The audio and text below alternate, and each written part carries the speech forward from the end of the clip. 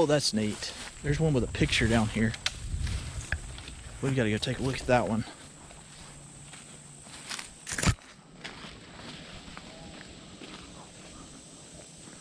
Look at that. You do not see that every day.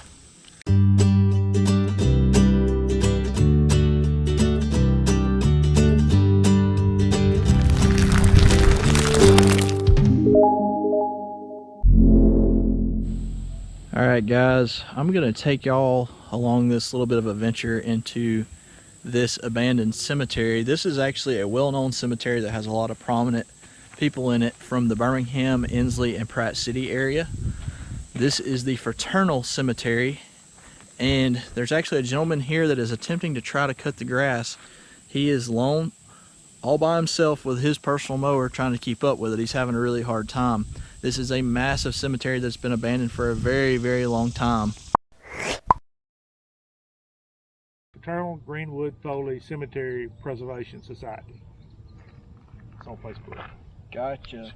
Tell her I'll put a link in there and maybe we can get some help out here. Yeah, he said he's gonna put a link in there. Maybe it'll help get some people who want to come out here and work. Or maybe just give a donation or two. Yeah.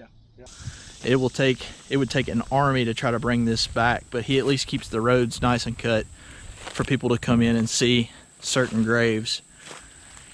You can see that creeping Jenny everywhere. That makes me think of poison ivy and oak when I see it, and that's probably what that is. That's probably poison ivy on this massive oak tree. And it is a huge tree.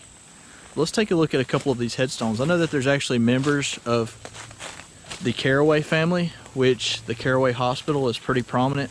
It was prominent family that's buried here for it to have got so grown up. Here's the Ingram family. Beauregard Ingram. He died in 1918.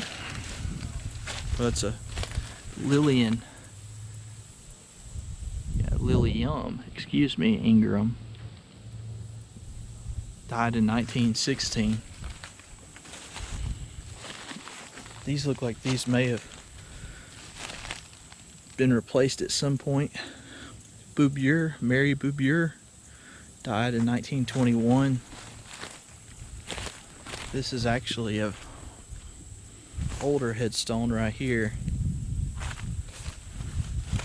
I can't quite make it out. That's a Boubier as well. So this is the Boubier plot. Died in 1897, and it has a whole lot of script on there that I can't make out the way that the moss has grown on it. It's pretty sad how all of this is really grown up. It's just so much to take care of.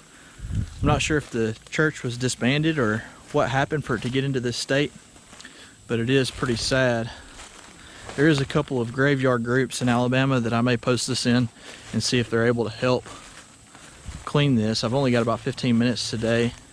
I would offer to help the gentleman that's here mowing grass currently. I'm just on a lunch break, about to run Matt from Gone Digging back to the airport. He's got to head home today. And I said, hey, let me show you one of these abandoned graveyards that we got. I said, this is a crazy one. So I can't even make my way into a lot of these spots, like over in here, because it's just so thick. That's as recent as 1969. I was telling Matt an interesting thing about this place. I would love to find the grave just because, but there was something called the Birmingham Axe Syndicate.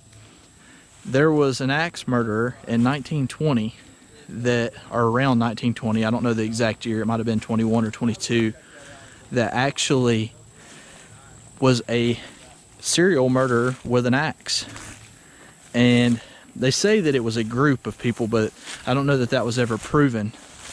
And they killed over 20 people with axes in a matter of a year. So they were known as the Axe Syndicate. And at least one of the victims is actually buried in here. And I would like to find her grave. I know that Underground Birmingham, if you're not following them on Facebook, they actually found it at one point. So I may have to talk with Josh and see if he can tell me exactly where it is in here. I mean, this is bad grown up. Oxley family. There's no dates on that headstone. That's a big headstone to not have any dates on it. Pretty crazy. That's a interesting headstone right here. We'll beat the snakes out of here and go take a look at it. Looks like it says Amos or Agnes Brown.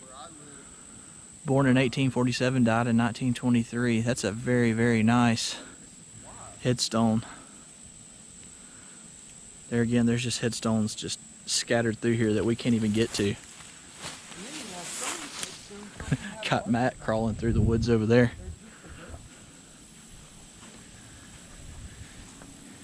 Elizabeth, wife of J.F. Lacey, died in 1903. Somebody actually put flowers on this grave within the last few years. There's a big Lacey grave from 1942 and 1930. A joint plot, probably a husband and wife. There is a Caraway plot. So Maggie Lou Caraway, she was probably part of the Caraway family that the hospital is named after. Dora Lacey, wife of John A. Stark. So, as you can see, like most places, the plots are going to be for a family all in one general area. So this is the Lacey plot. Giglio. They were probably immigrants with that last name. Just guessing. Maybe Italian. The mines around here brought in a lot of immigrants, a lot of immigrant workers. So there were actually Italian districts. And like in West Blockton, Alabama, they even had a spot called Little Italy. All the Italians moved into one spot. Moscow. Frances and John P. Moscow. She died in 1926. Wow, she was pretty young. 1888, 12 years, she was 38. And he went from 1885 to 1956, so he lived into his 70s. But I mean, there's just so many graves. They go way back in these woods as far as you can see.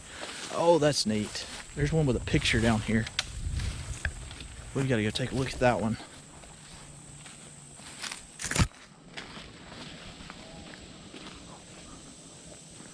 Look at that. You do not see that every day. Boscarino. His name was Vincenzo Boscarino. And there's his picture. He died in 1927. That's really cool. You do not see these graves with pictures on them very often. And he definitely looks like he could have been Italian. Here we go. Rosa M. Lambe. Died in 1909. There again, this is probably the largest abandoned graveyard that I've ever seen. Very sad state of affairs. But I figured I would share with y'all a few of these headstones and what they look like, just to document the history. Hope that y'all enjoyed this little bit of an adventure, and we will see you guys in the next adventure.